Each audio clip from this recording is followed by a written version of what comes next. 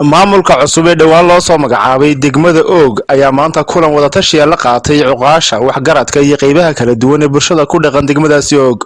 kulankan ayaa ujeedkiisu ahaa sidii maamulka cusub ee degmada Og iyo bulshada degmada Og ay wada jaan qaadi lahaayeen isla markaasina uga wada tashan lahaayeen qodobada ugu muhiimsan ay u baahan tahay in wax laga qabto horumarinta degmada Og si maamulka cusub ay uga dhigtaan qorshaha koobaad ee waxqabadkooda. kulankan ayaa maamulka cusub ee degmada Og iyo waxgaradka degmadu waxay si rasmi ah soo afkarteen in muhiimadda koowaad la siiyo saddex qodob oo kamid ah horumarinta degmada Og. xogayaha dowladda hoose ee degmadaasi Og Mahad Axmed Maxamed ayaa faahfaahin ka bixinaya qodobada kala duwan ee isla afkarteen maamulka degmada Og iyo waliba waxgaradka deegaankaasi.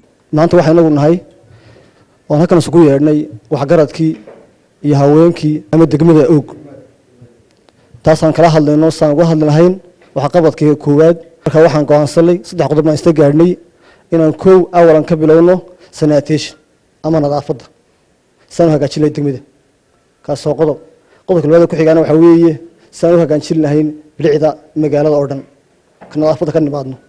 waxaan noogu xigay qodobka saddexaadna wuxuu ahaa aan soo qaadanay saan u banayn lahayn wadooyinka magaalada ee xidhan.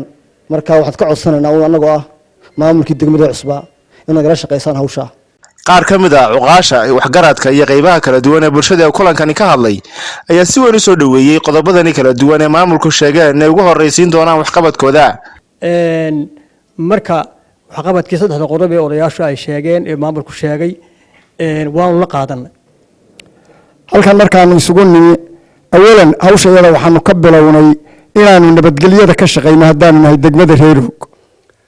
waxaanu isla garanay wax allaala wixii dani ku jirto oo nabadgelyadu ugu horeyso inaanu isku mid uga shaqeyno. ugu nimi magaalada oo maamulku uu soo jeediyey inay wada shaqeynta magaalada ayay noo soo jeediyeen. maamulku wada shaqeynta ay soo jeediyeenna diyaar baan u nahay. maxaan ku idhahday bulshooyinka dhalinyarada ururada maxaan ku idhahday gudiyada haweenka ah ee maxaan ku idhahday magaalada ka shaqeeya nadaafadda mid kastaba inaan maxaan ku idhahday laga shaqeeyo oo la hagaajiyo.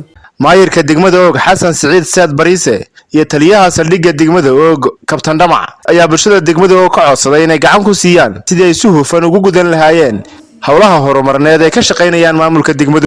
nabadgelyada waxa aynu ka hadlayno dhan waxa aabe u ah iyo hooyo nabadgelyada. taa nabadgelyada jirin waxa aynu ka hadlayno nadaafadan laga hadli maayo cashuurna laga hadli maayo waxbarasho iyo nidaamka iyo systemka laga hadli maayo. waxa weeye awalku waa in nabadgelyada laga shaqeeyo. war saxaafadeedkaygana wuxuu daaran yahay annaga isugu yeedhnay haddaanu nahay maamulka cusub waxaanu isugu yeedhnay in aanu brograamyada aanu ka shaqayn doonno aanu ka wada tashanno bulshadii xilkan aanu u haynay.